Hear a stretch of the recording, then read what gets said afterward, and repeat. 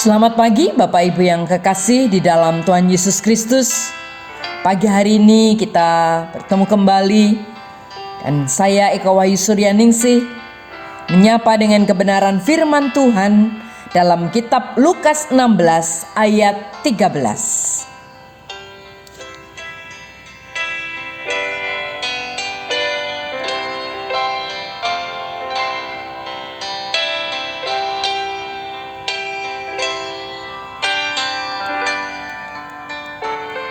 Seorang hamba tidak dapat mengabdi kepada dua tuan.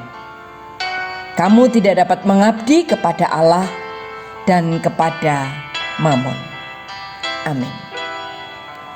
Bapak, Ibu, dan saudaraku yang kekasih di dalam Tuhan, seorang warga dari Illinois meminta agar sang atasan memotong 2/3 dari gajinya supaya ia berpenghasilan di bawah garis kemiskinan.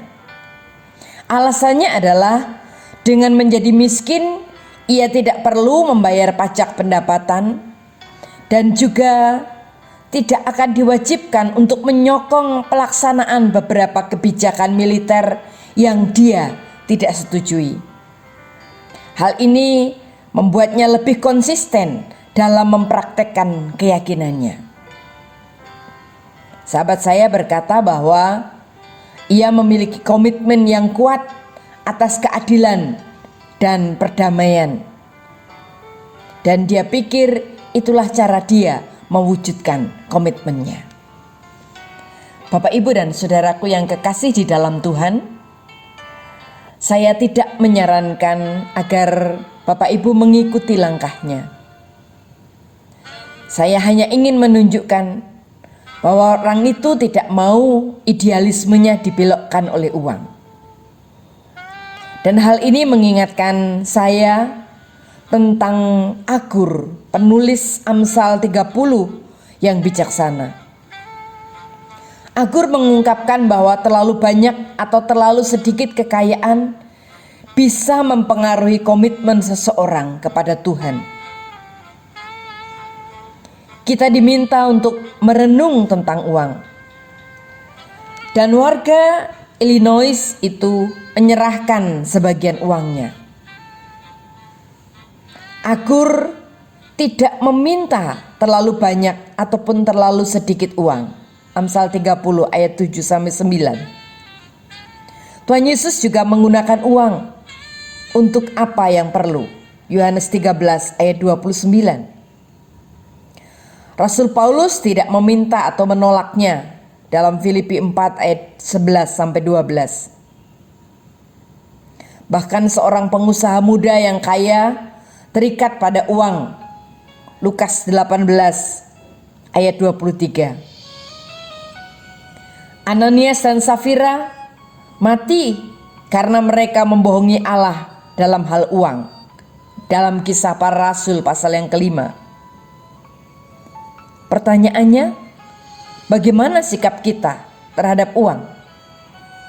Apakah kita menggunakannya dengan bijak atau sebaliknya? Uang itu justru menguasai kita. Mampukah kita mengendalikan uang? Atau sebaliknya, uang itu justru memperbudak kita?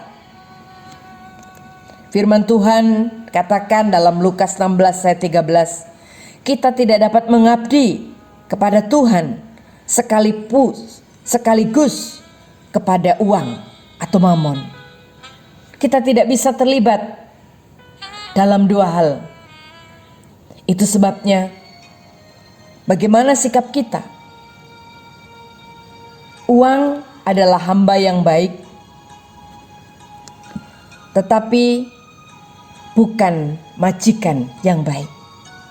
Uang adalah hamba yang baik, tetapi bukan majikan yang baik.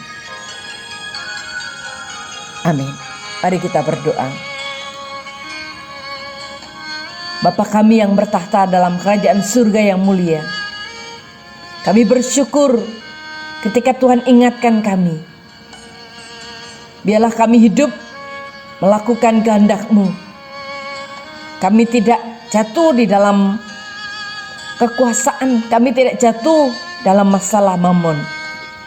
Tapi kami mau mengendalikan supaya kami hidup terus untuk kemuliaan nama Tuhan. Dan nama Tuhan dipermuliakan.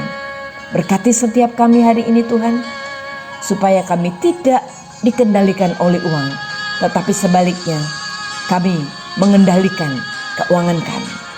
Dalam nama Tuhan Yesus kami berdoa. Haleluya. Amin.